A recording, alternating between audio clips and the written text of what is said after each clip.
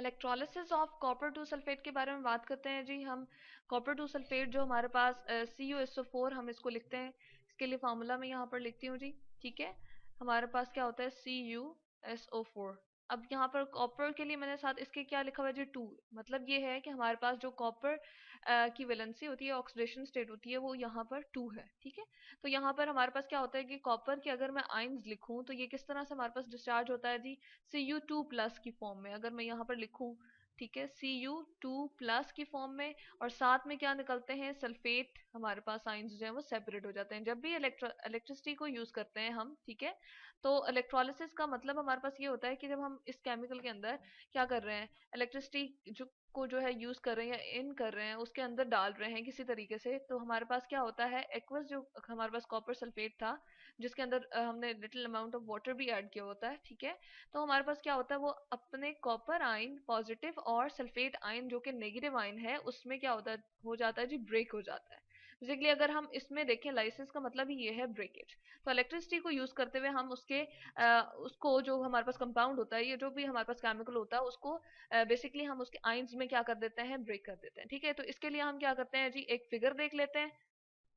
यहाँ पर हम फिगर देख रहे हैं जी, हमारे पास क्या है, कॉपर सल्फेट को हमने यहाँ पर सोल्यूशन की फॉर्म में रखा हुआ है, जो कि बीकर हमें नजर आ रहा है। उसके अंदर दो मेटल की, ये Me जो लिखा हुआ है, ये बेसिकली हमने मेटल को रिप्रेजेंट किया हुआ है, और वो क्या है, प्लैटिनम, जो कि इनर्ट होती है। अच्छा, हम ऐसी यूजुअली जो इलेक्ट्रोड्स होती हैं वो इस तरह की हम मेटल की बनाते हैं जो हमारे इन केमिकल्स के साथ ना रिएक्ट ना करें। ग्रेफाइट की होती हैं या कार्बन की होती हैं, तो वो क्या करती हैं, हमारे पास मोस्टली हम इस तरह की मेटल्स को यूज कर रहे होते हैं जो इनके साथ, इन केमिकल्स के साथ जो इनकी हम इलेक्ट्रोलिसिस कर रहे हैं उसके साथ जो है वो रिएक्ट ना करें। ठीक है, तो हमने यहाँ पर प्लैटिनम की इलेक्ट्रोड्स जो है वो मेटल की बनी हुई यहाँ पर यूज कर ली हैं। यहाँ पर हमारे पास बैटरी है, इसका ये बड़ा वाला पॉजिटिव टर्मिनल है, और ये जो हमने छोटी और मोटी लाइन सी लगाई हुई है ये हमारे पास क्या है, नेगेटिव टर्मिनल है। अब वो टर्मिनल जो हमारे पास पॉजिटिव टर्मिनल से इलेक्ट्रोड सॉरी अटैच है उसको हम एनोड कहते हैं। उसके ऊपर क्या होता है जी, पॉजिटिव चार्ज होता है। और जो टर्मिनल बैटरी के नेगेटिव उससे अटैच होता है, टर्मिनल से जो इलेक्ट्रोड अटैच होता है उसके ऊपर नेगेटिव चार्ज होता है, और उसको हम कहते हैं कैथोड।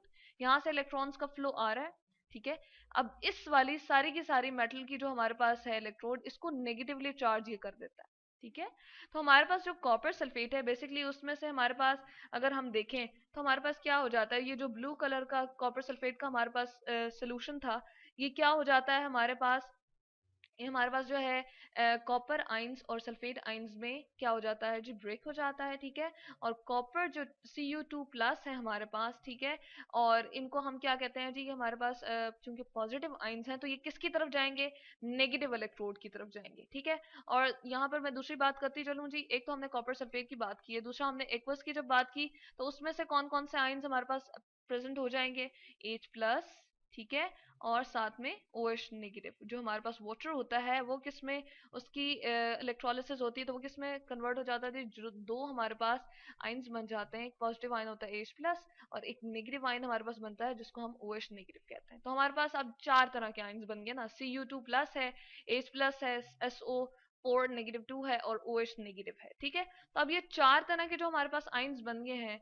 अब इन दोनों, ये दो पॉजिटिव है ना, तो इसमें कॉपर की जो है कैपेबिलिटी ज्यादा होती है कि वो टुवर्ड्स कैथोड चला जाए। जो हम इलेक्ट्रोकेमिकल सीरीज कहते हैं, एक खास किस्म की सीरीज हमारे पास होती है जिसमें हमें ये दिखाया गया होता है कि हमारे पास कौन सा आयन जल्दी इलेक्ट्रॉन यहाँ पर हासिल करके जो है वो इस इलेक्ट्रोड के ऊपर जो है वो डिपॉजिट हो जाएगा, और ये भी दिखाया जाता है कि जो नेगेटिव आयंस हैं कौन से अपने इलेक्ट्रॉन्स को निकाल के अपने अंदर से और किस चीज के ऊपर, मेटल इलेक्ट्रोड के ऊपर डिस्चार्ज हो जाते हैं। ठीक है, तो इलेक्ट्रोकेमिकल सीरीज से जब हमने स्पेसिफिक किस्म की जो हमारे पास सीरीज है उससे देखा, तो हमारे पास कॉपर के पास जो कॉपर आयंस होते हैं ये क्या करते हैं, एनोड की तरफ चले जाते हैं। तो हम यहाँ पर लिखते हैं जी एट एनोड।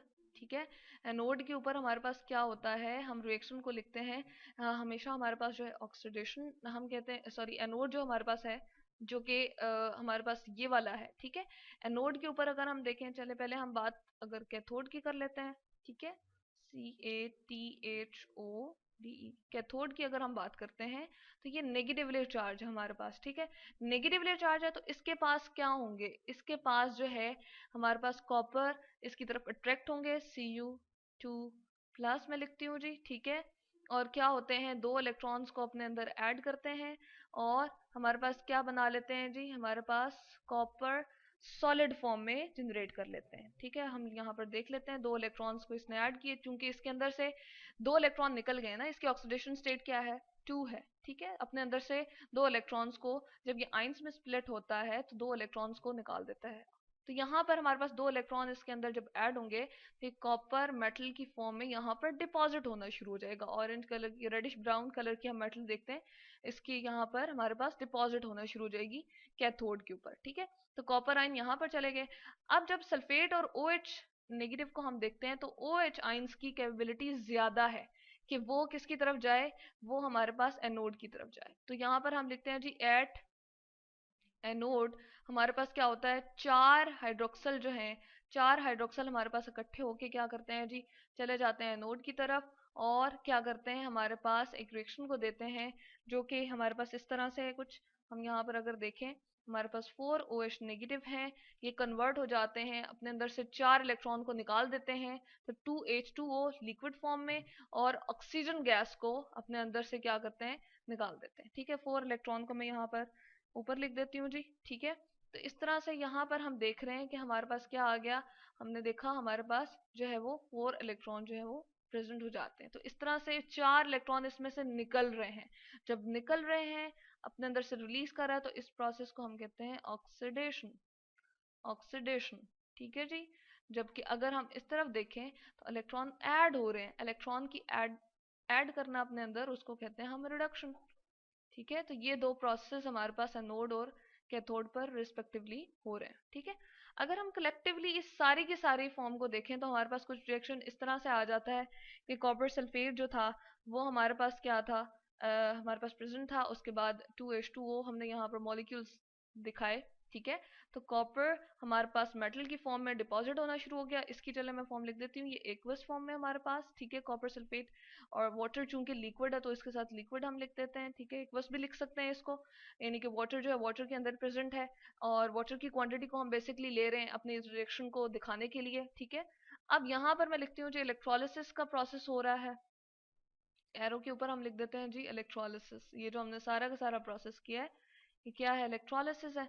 ठीक है, यानी कि हमने इलेक्ट्रिसिटी को यूज करते हुए सबसे पहले तो उनको उनके आइंस में कन्वर्ट किया, ब्रेक किया, स्प्लिट किया, और फिर वो आइंस जो थे अपने रिस्पेक्टिव इलेक्ट्रोड के ऊपर, कैथोड या एनोड के ऊपर चले गए। ठीक है, तो हमारे पास रिजल्ट में क्या बना, कॉपर सॉलिड की फॉर्म में बन गया। ठीक है, ऑक्सीजन गैस बन गई, और साथ में हम कहते हैं जो सल्फेट आइंस होते हैं वो हमारे पास सोल्यूशन में ही रहते हैं। ठीक है, और इस तरह से H आइंस, हाइड्रोजन आइंस जो हमारे पास प्रेजेंट होंगे वो भी हमारे पास सोल्यूशन में ही प्रेजेंट थे, क्योंकि कॉपर पहले चला गया था कैथोड के ऊपर। तो इस तरह से वो हमें एज अ रिजल्ट क्या बना के देते हैं, सल्फ्यूरिक एसिड बना के दे देते हैं, और इसको हम कहते हैं ये बहुत ही हमारे पास डाइल्यूटेड फॉर्म में होता है, कॉन्सेंट्रेटेड नहीं होता। तो इस तरह से हमारे पास सोल्यूशन जो है एट द एंड हम देखते हैं कि ओवरऑल हमारे पास इस तरह से रिएक्शन हो जाता है, और ये सोल्यूशन के जो हमारे पास कॉपर सल्फेट का सोल्यूशन था, ये हमारे पास क्या होता है, इसका ब्लू कलर जो है वो फेड होना शुरू हो जाता है, वो कम होना शुरू हो जाता है, और कॉपर यहाँ पर डिपॉजिट होना शुरू हो जाता है। और लास्ट में हम ये भी कहते हैं कि हमारे पास सोल्यूशन थोड़ा सा क्या हो जाता है, स्लाइटली एसिडिक हो जाता है। तो यहाँ पर हम लिख सकते हैं हमारे पास सोल्यूशन जो है वो क्या होगा, सोल्यूशन जिसकी हम कहते हैं कि कॉपर सल्फेट का जो हमारे पास कलर था वो फेड हो जाएगा, फेड्स।